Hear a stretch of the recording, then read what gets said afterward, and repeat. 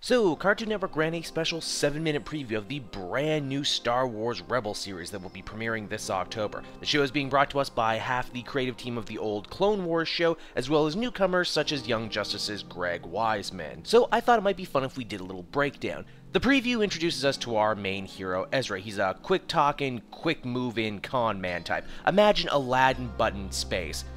His planet, Loth, feels a lot like Tatooine, only instead of being a planet of sand, it's a planet of wheat, or grass, or wheatgrass. You be the judge. This isn't the only shout out to the greater Star Wars lore, because we get a shot of a Star Destroyer that is very reminiscent of the one in the opening of A New Hope. And speaking of that, Rebels, of course, takes place between Revenge of the Sith and A New Hope, and we can see the Empire is really at the height of its power here, bullying shopkeepers and really flexing their muscle.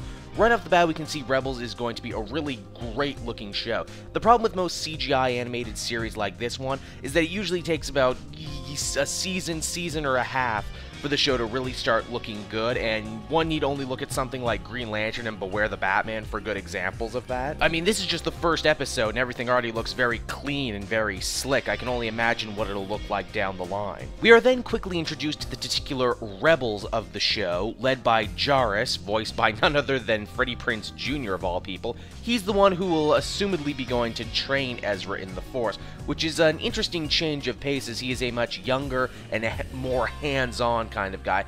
Real big departure from the older, wiser, sage-type Jedi that we're used to in this role, like Obi-Wan or Qui-Gon Jinn. Jarrus' crew consists of the alien muscle Zeb, voiced by Steve Blum, so you already know he's going to be great right out of the gate.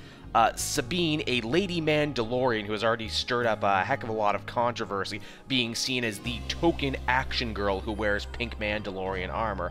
Honestly, from what little I can see of her, she seems pretty gutsy as you would have to be to wear pink armor on the battlefield. I mean, come on, you're making yourself an easy target. I honestly think we're going to be surprised by this character. The Rebels are trying to steal some Imperial supplies, and we get our first taste of the kind of action this show has to offer. And surprise, surprise, stormtroopers get shot all over the place. I know lasers aren't exactly the most violent thing you can do on TV, but man, they hit with a real force. You can really hear the thud that comes with it. It's quite satisfying. We get treated to a speeder chase that shows off the kind of awesome sense of movement the show has to it, and the short ends with a TIE fighter dive bombing our hero. All in all, if I wasn't already on board with Star Wars Rebels before, then this preview would totally have won me over. It's got a great cast, some awesome creative people behind the scenes, some very amazing voice talent. All in all, count me in this October.